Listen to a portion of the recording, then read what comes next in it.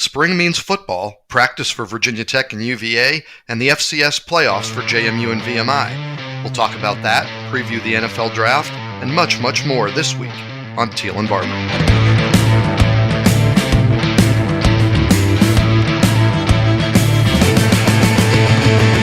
Welcome in to episode 48 of Teel and Barber, the Richmond Times-Dispatch and Richmond.com's Virginia Tech, UVA, and ACC sports podcast. I'm Mike Barber, ACC beat writer for the paper, and joining me here as always, my co-host, the 13-time Sports Writer of the Year and the Virginia Sports Hall of Famer, David Teel. David, how are you? Good morning, Mike. I'm well and hope you're the same. I am, and I understand that you are now fully vaccinated. I will be going for the same tomorrow. How did the shots go for you?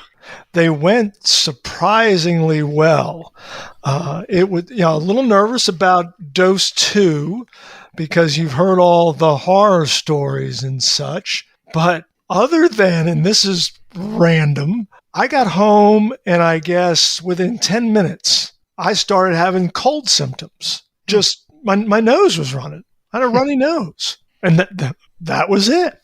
Well, I think that's a reasonable trade to make, to be vaccinated and able to be one step closer to normal life. Oh, 100%. I'll take that every time. Yeah, I'll tell you, I had the bad reaction from my first shot. And I think it was because I had the virus previously. But the night after my first vaccine, I had the chills and the fever and the fatigue. But by the next day, I was back to normal. And like you're saying, it's whatever it takes. I just want to get through this, and looking forward to joining the club you're a member of now tomorrow when I get my second shot. Awesome. You'll do fine second go around. I have faith. That's what I'm hoping for, knock on wood. Now, speaking of exclusive clubs to be in, Malik Willis, Liberty's quarterback, won the Dudley Award, given in part by our organization as to the top college football player in the Commonwealth at the Division I level for the Dudley Award. David, first off, I'll tell you, it was an interesting ballot. I voted first for Khalil Herbert from Virginia Tech. I had Malik second, but certainly no objection to the way it shook out. How did you see the field? I voted the same as you, actually. And I promise I didn't crib off your paper or anything or hack into your email. But I too voted for Herbert, but certainly can see why folks would have preferred Malik Willis. And hey, Liberty beat Virginia Tech head to head. So in part, I think maybe because that was the game where Herbert got hurt early, if memory serves, and didn't play a whole lot. But Willis was terrific in that game. And Mike, here's what struck me, and I made this remark or observation to Michael Phillips, our sports editor, with the three finalists being Willis, Khalil Herbert, and Reese Yadinsky from VMI. Other than being exceptional football players, one other thing that those three young men have in common, transfers.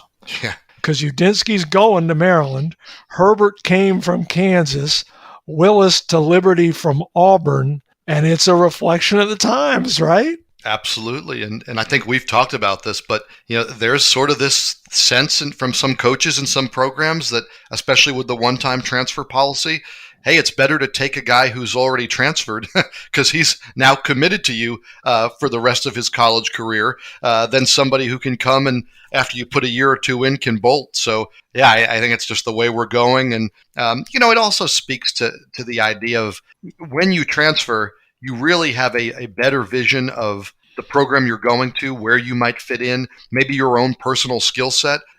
Maybe some of these guys go places where maybe they weren't good enough, and conversely, for players who are up for awards like this, I think maybe go places and then realize, hey, I can be a star. I can be more than what I'm looking at. So yeah, sign of the times. But congratulations to Malik Willis, a great season, and definitely if you subscribe to the voting approach of who meant the most to his team, while certainly Herbert was very valuable for Tech. I mean, you take Malik Willis off Liberty, do they have anywhere near the fantastic season they had? I think the obvious answer would be no. Oh, no question. They're not bowling, and they're not in the final top 25. Absolutely. Now let's get rolling today with some big off the field news.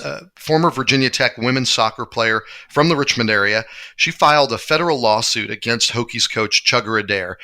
In that lawsuit, she alleges that he essentially ran her off the team because of her political views. In particular, her decision not to kneel with her teammates during the pregame reading of the ACC's Unity Pledge. Now, not the national anthem. The whole team stood for the national anthem, but they would kneel during the ACC's Unity Pledge. Her and another teammate opted not to. Since we broke that story last week, another former player came forward and basically refuted those allegations and said that the player who filed the lawsuit, former James River star Kirsten Henning, that she lost her starting job and her playing time because of her performance, not her politics. David, it's a very current events, sign of the times kind of story, isn't it? Oh, it absolutely is, Mike. And it's the intersection of politics and society and athletics, and those who often preach, stick to sports and all that. It's impossible. It's impossible for us. It's impossible for coaches and athletes. There's just no separating. There is no separation of church and state in that particular case. And in my view, nor should there be. I mean, sports is part of the world, and to try to make it insular is a mistake, I believe. Yeah, I tend to agree. I mean, and especially college sports. I know it's not supposed to necessarily be this, but college is the grounds for revolutionary ideas and political thought and developing. I mean, so much of that in this country stems from college campuses, stems from the young people. I mean, think about the history of the American Revolution and how tied that was into the people going to colleges, and so the idea of stifling thought or keeping those separate seems silly. As I look at the lawsuit, David, it's interesting because if her allegations are true, I think both of us would have a problem, regardless of the politics, of a coach forcing a player to kind of fall in line with everyone else's way of thinking. Then conversely, we had this other former player, Alice Hamill, come forward who said, hey, that's a little bit of revisionist history, that from her point of view, Chugger Adair never brought up politics. And, it was interesting to me when I spoke with Alice Hamill that she looked at the specific quotes in the lawsuit, and every one of them, she said, oh, yeah, I remember Coach saying that. Mm-hmm. It had nothing to do with politics. I think we can say on the podcast, one of the quotes was bitching and moaning. And when I asked Alice Hamill specifically, she said, absolutely, Chugger said that to Kirsten Henning in the context of, hey, don't be bitching and moaning to your teammates when there's a breakdown. Go make a play. So that's the thing that's and going to be really hard to for a court or however they work this out to figure out or to prove is, hey, was this driven by politics or was this driven by soccer and performance? And that's a very key and important distinction.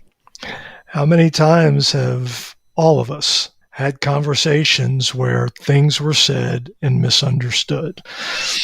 And I think that clearly the young woman had one understanding of what the coach was saying, and it seems that the coach, who we haven't heard from Coach Adair, and if this doesn't go to court, perhaps we never will. But people interpret the meanings of conversations differently, and I think this is an example. And I don't know that we will ever resolve that.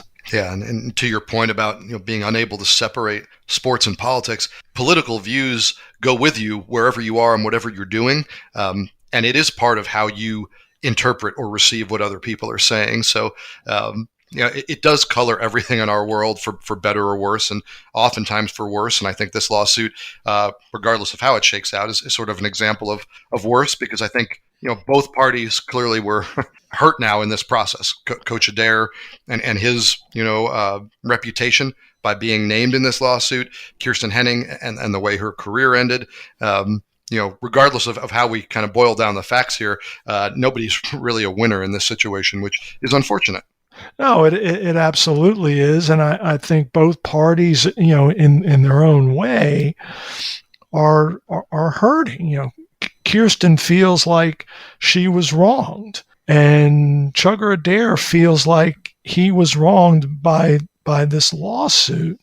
And that's unfortunate. And I just don't know that there will ever be resolution here. Yeah. And I do want to stress again, because you look in some of the Twitter mentions or replies to my stories or to Coach Adair's Twitter feed, and this team did stand for the national anthem. All the players, all the coaches. And again, this controversy stems from her decision not to kneel during the ACC's Unity Pledge, which is sort of a generic statement of, I hope we can all get along. And, for her reasons, she didn't want to be part of that kind of silent protest or silent statement, but is worth noting that the whole team was standing for the national anthem. Now, moving on to something a little more positive and light, it's NFL draft week here. And I'd say it's an unusually exciting time when you look at Virginia Tech's program in particular, because there are two guys, David, that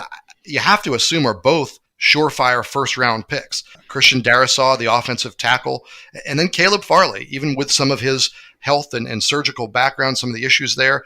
Caleb Farley at corner also is projected to go in the first round. David, is that the way you expect it to unfold?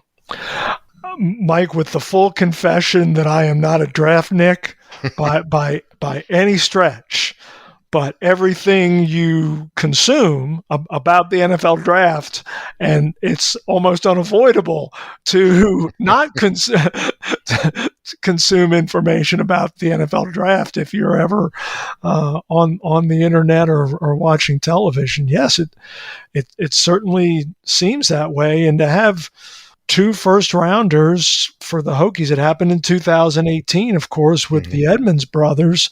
But then you have to go all the way back to 2004 and Kevin Jones and D'Angelo Hall going in the first round. So it's a big deal. Yeah, and these are two, I think they're just such fascinating prospects. If you haven't read Michael Nizilik's series on Christian Darrisaw and his kind of road to the NFL draft, give that a read. This was not a highly touted, this was not a surefire five-star recruit coming out of high school. This is a guy who developed into a first-round draft pick in college.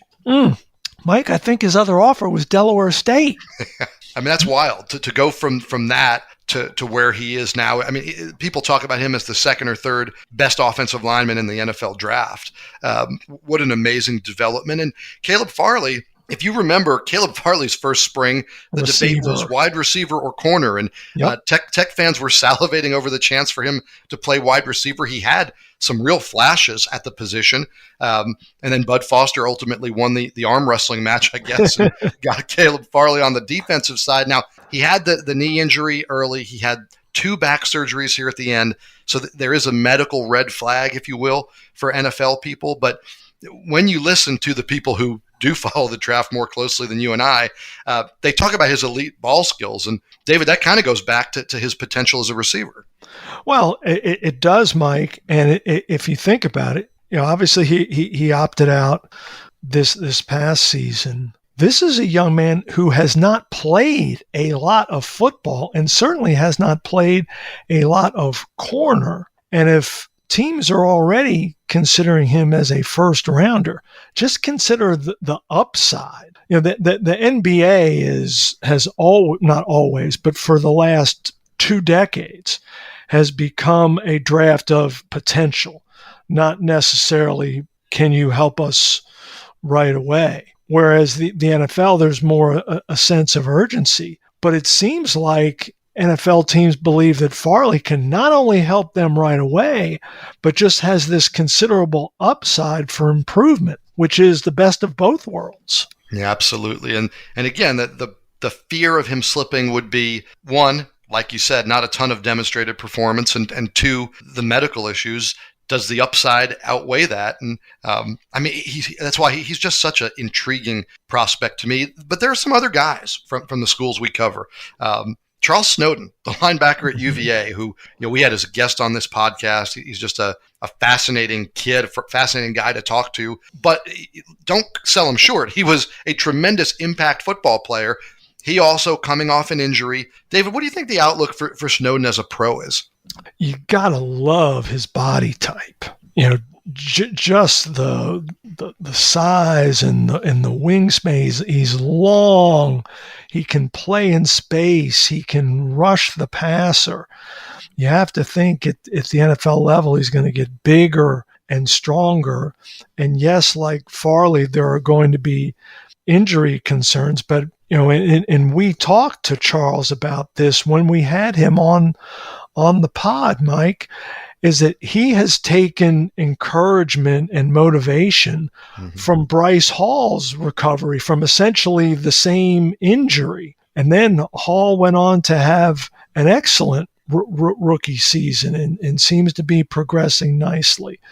And hopefully Charles can follow the same path. Yeah, and certainly he's somebody who's going to wow in interviews, as we experience. So none of the team coaches or executives who sit down with Charles Snowden or Zoom with Charles Snowden, they're going to be pretty impressed with what they see.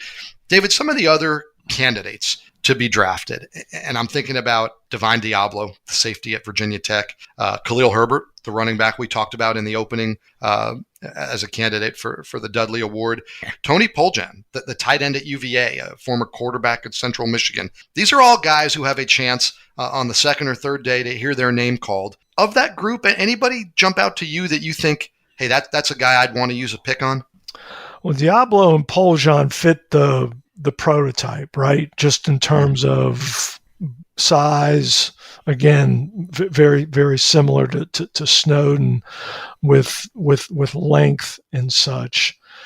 Running backs, it just seems, teams aren't inclined, certainly not to draft them very high.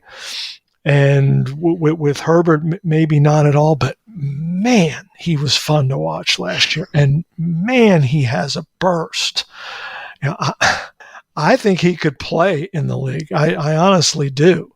Now, whether that means he gets drafted or not, I don't know.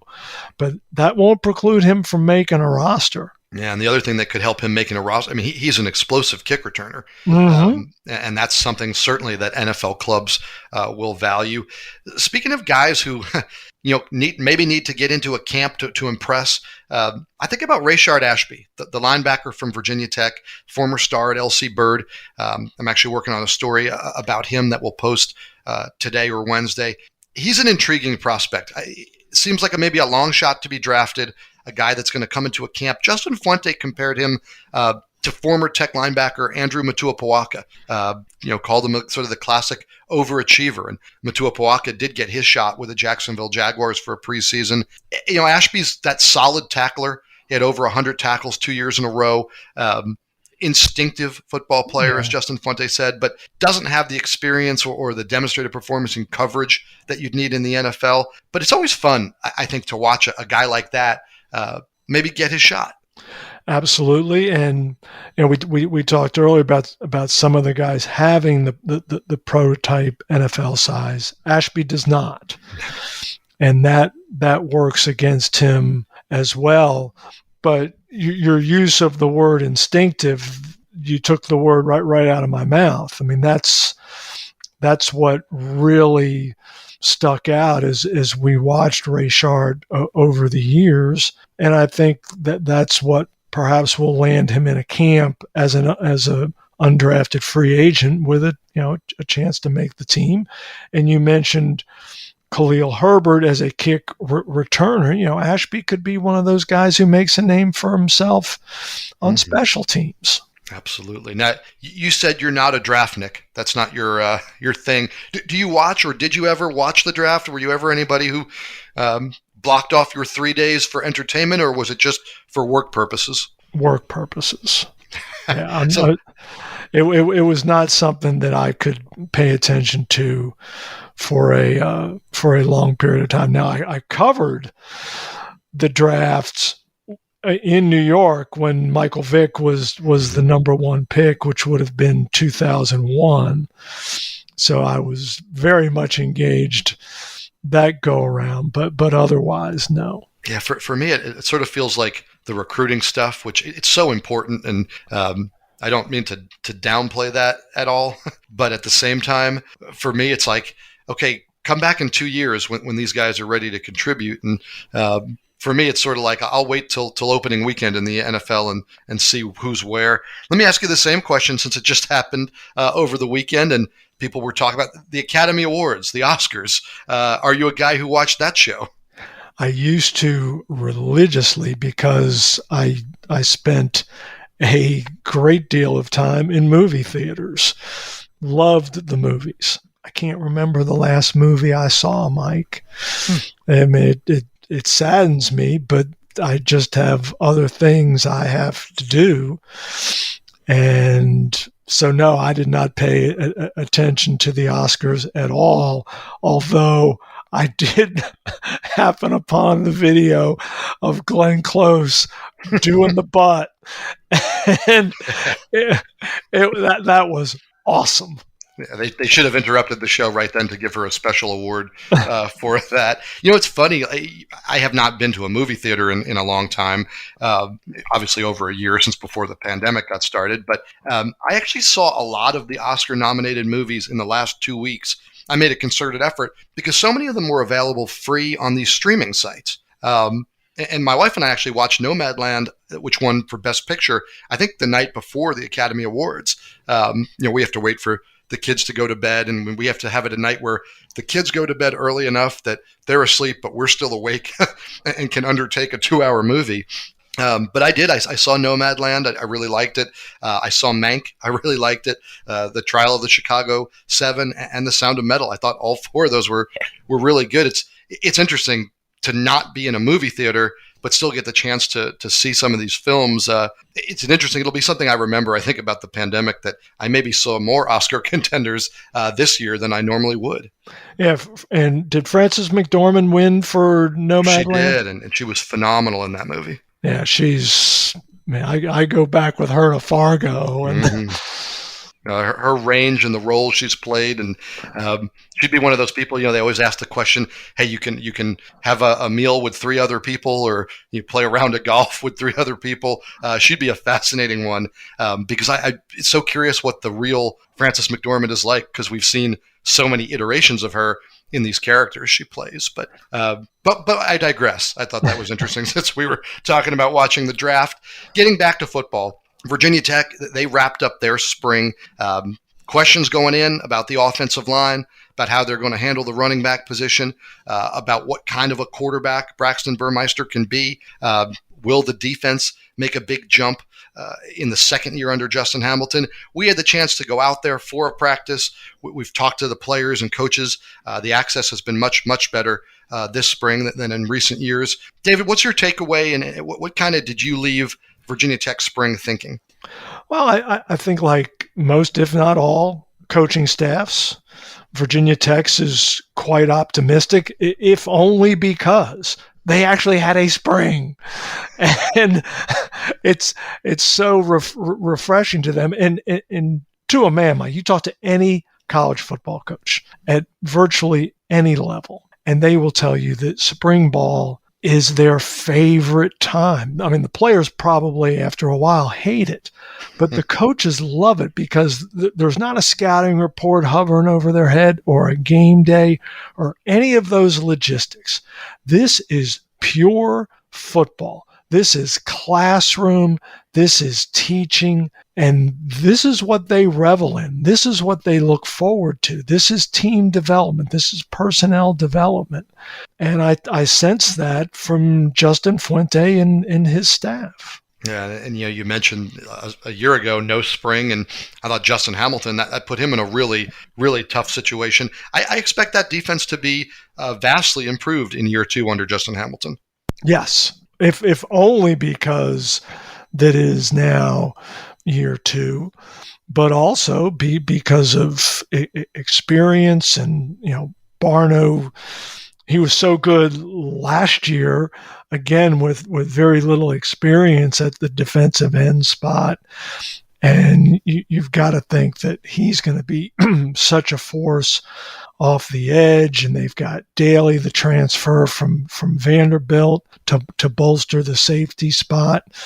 Yeah, I think they should be better, and they need to be better, and they know it. They absolutely do. But that's secondary. You're right. I mean, what they went through last year with guys in and out, young kids, Keontae Jenkins, Dorian Strong playing probably ahead of schedule. I think this is the year that pays some benefits for them. Yeah, and getting Waller back, right? Yeah, and they took their lumps there, but now those kids have played, and I think they have a chance to be not just better. I think they have a chance to be really good.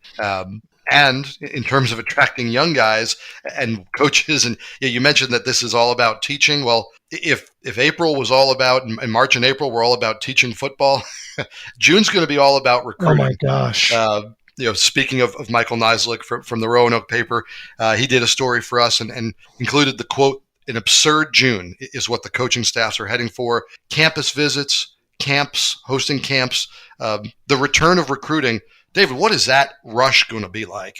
And that's the perfect word, rush. There will be no downtime, and especially the weekends when you're dealing with the time when that's when most people want to visit, and that's when you have your camps. I mean, the head coach is going to be running from the camp field to his office to perhaps another place on campus for official visits or unofficials, and no, it's going to be quite the frantic pace for them and also for prospects. Yeah, that's it. And we always go back to the transfer trend, but think how many kids made choices, and we've talked about this, sight unseen. Think how many kids are going to be making choices a little more rapidly and rushed than would be the norm. That all plays into, hey, why kids might transfer, why they should be free to transfer, but it's going to be quite the challenge.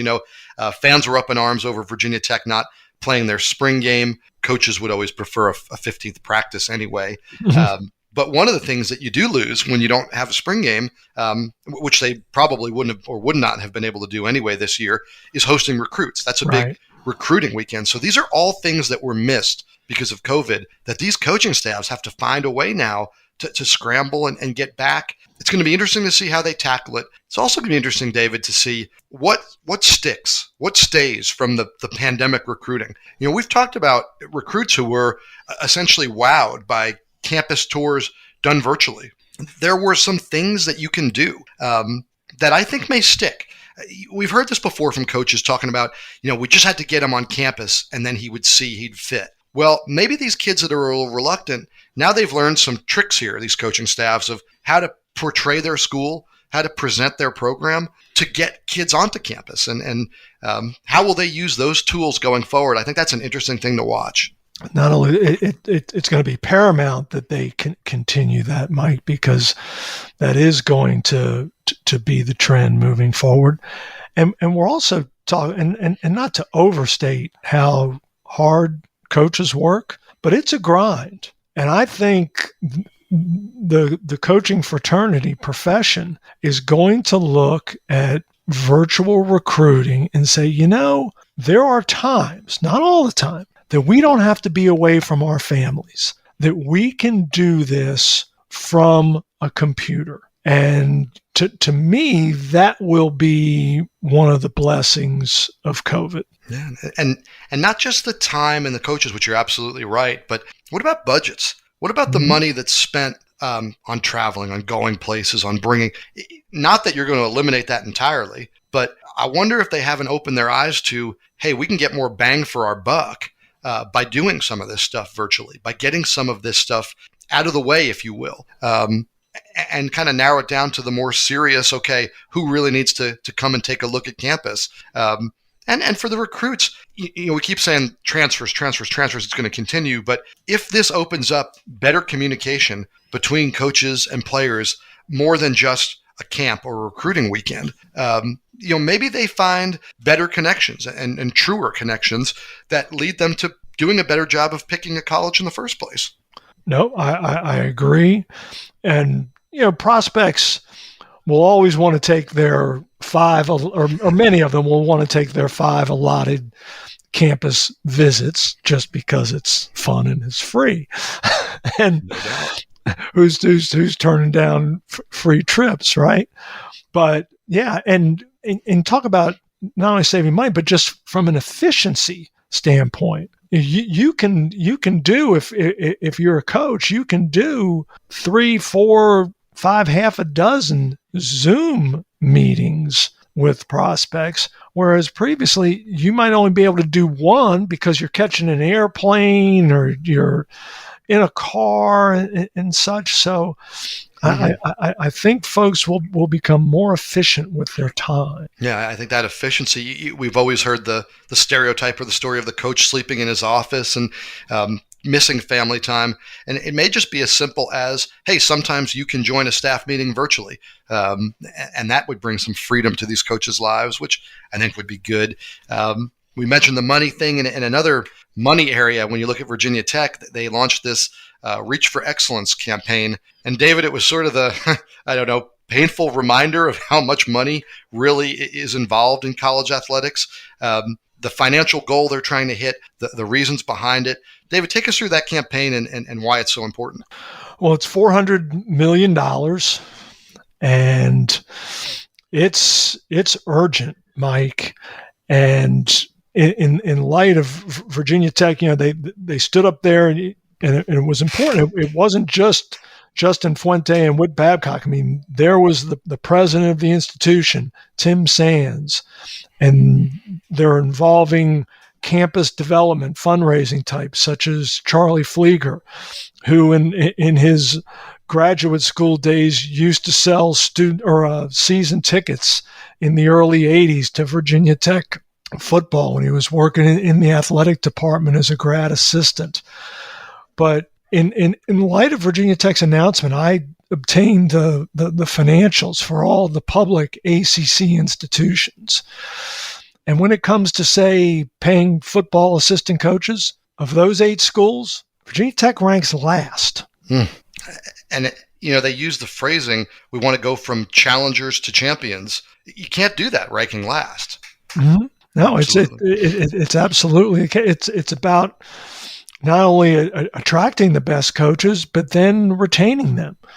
And also the same when it comes to football recruiting staffs and such. And, if you're going to recruit the transfer portal and also the high schools, you need personnel just to plow through all that information and then funnel it to the coaches. And you need an efficient and an effective way to do that. And I talked to Justin Fuente about this yesterday. He gave me 30 minutes over the phone and just spoke about how urgent this need is and how appreciative he is of not only Whit Babcock and Brad Worthman and the athletic staff, but also the campus side with Tim Sands and Charlie Flieger for getting involved in this and impressing upon prospective donors how important this is. Yeah, and feel however you want about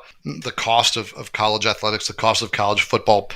Personally, I find it ridiculous. But if you want to compete, you've got to keep up, and that's just the reality. Now, speaking of competition, Tech's rival, UVA, it wraps up spring practice here this weekend with a spring game or some form of a spring game. David, you did a story about a focus here to get back to that traditional run game, that traditional part of that, and just how productive the offense has been, quite frankly, not behind a traditional run game in the past few years. So what do we think Virginia's offense is going to look like this year? I think it has, especially if the run game, that traditional run game becomes more effective. I think it could be really, really good. Now, the one downer, as all the UVA faithful are aware, and we mentioned on our last podcast, who's the one player from UVA you really want to see, and it was Lavelle Davis, and the young man gets an ACL, I believe, on the first day of spring drills. Just a receiver with such a high ceiling. And so, I mean, that obviously stinks for the young man, but for the team. But even without Davis, this is the first time in the ACC era that Virginia has averaged more than 30 points a game in consecutive seasons. And I think they're going to do it for a third. With Brennan Armstrong back at quarterback, I think Thompson and Armstead give them so many gadget options, bringing them under center occasionally because they're so fast and athletic. And if they can find a running back to get them some explosive plays, then I think they've got all the pieces. Yeah, that seems to be what's missing. They've got these backs that we think can be good, can be effective, but do they have that guy who pops? And then, like Khalil Herbert. Do they have a Khalil Herbert? Now, those are hard to find, but we saw firsthand really just how dramatically a player like that can transform an offense. I think you're right, though. I think the pieces are there. And, David, they're so experienced on that offensive line. And right. That has not been the case at UVA for many years, certainly under Bronco Mendenhall. They've been building towards this. That's got to go a long way towards everything we're just talking about with the run game, the offense, the quarterback play. That front five looks to be really strong.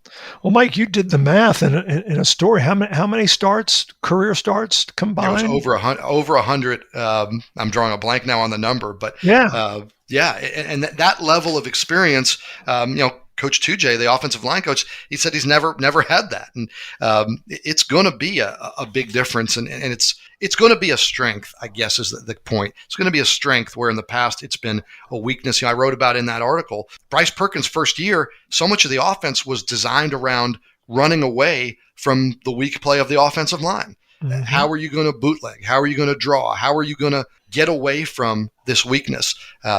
Whereas this year, I would imagine you sit in the offseason, you craft your offense, and you think, how am I going to run behind? How am I going to work behind the strength of this offensive line? Yep. And then you add the tight end piece.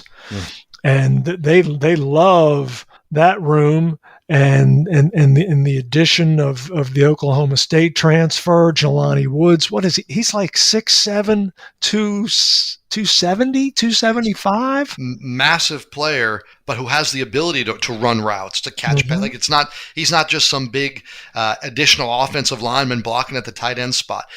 He had a number of touchdown catches in his time with the Cowboys, and he'll replace Tony Poljan in that role. Where Tony Poljan, I don't have the numbers in front of me, but a high percentage of his catches were touchdowns. They targeted him in the end zone where he could use that big body, work in tight spaces, and I think Jelani Woods has a chance to be that kind of a weapon. Yeah, and you mentioned, Mike, a high percentage of catches ending up in touchdowns. No one was better at that than Rayshon Henry, the transfer from St. Francis. I believe 4 of his 7 catches last year resulted in touchdowns, and one got called back against Miami, but he averaged almost 30 yards a catch. And Bronco Mendenhall has mentioned on his spring Zooms how much Henry has progressed. So I would expect big things from him this season. Yeah, he was a guy that kind of emerged late, and if that continues, could be a huge weapon for Virginia. So that's Virginia spring. We talked about Tech spring, and that brings us to this week's edition of Who You Got.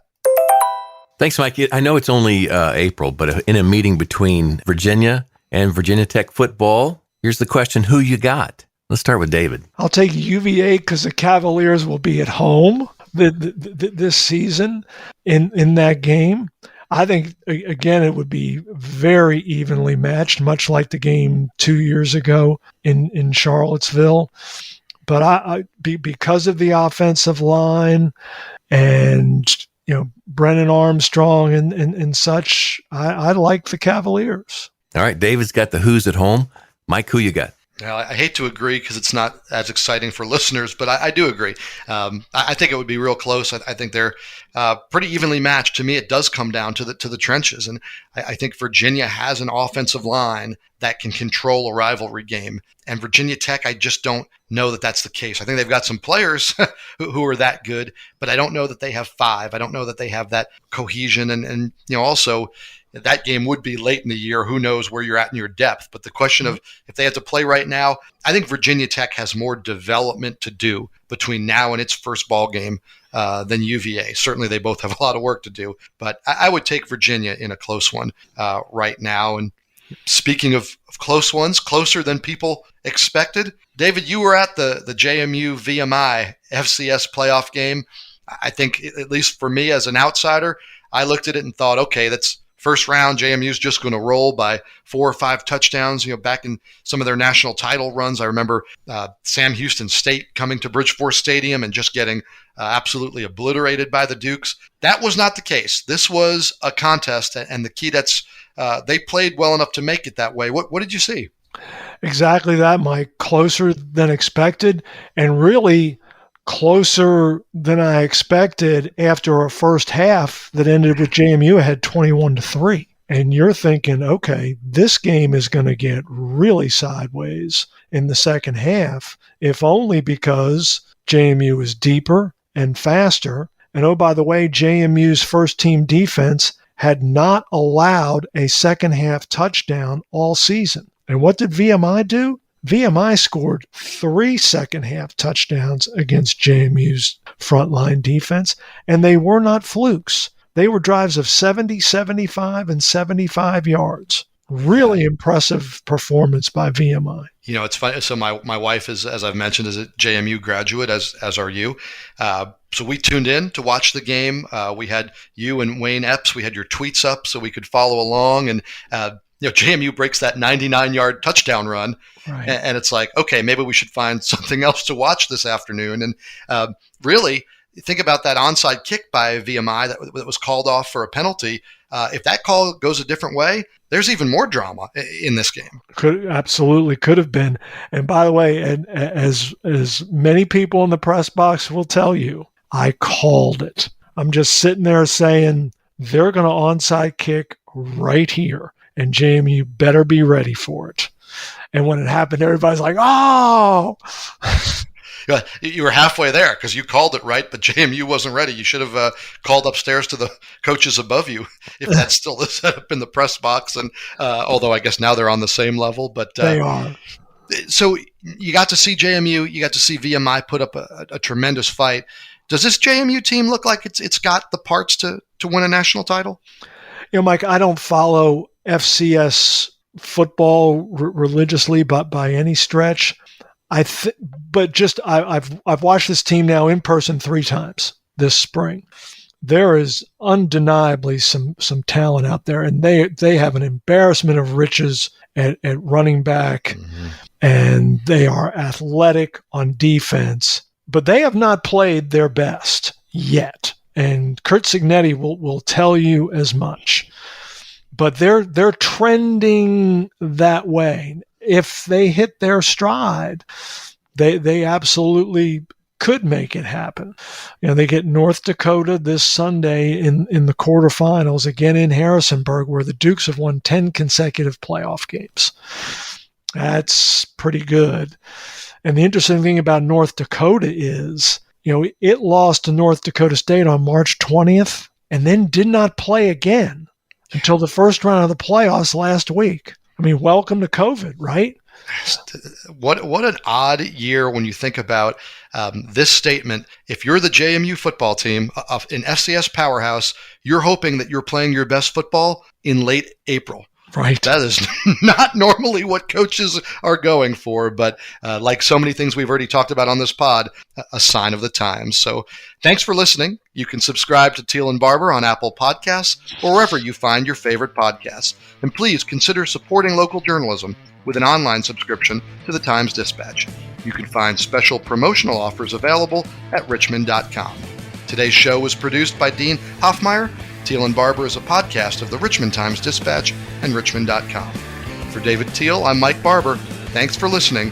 Be healthy and safe, and please join David and me again in 2 weeks.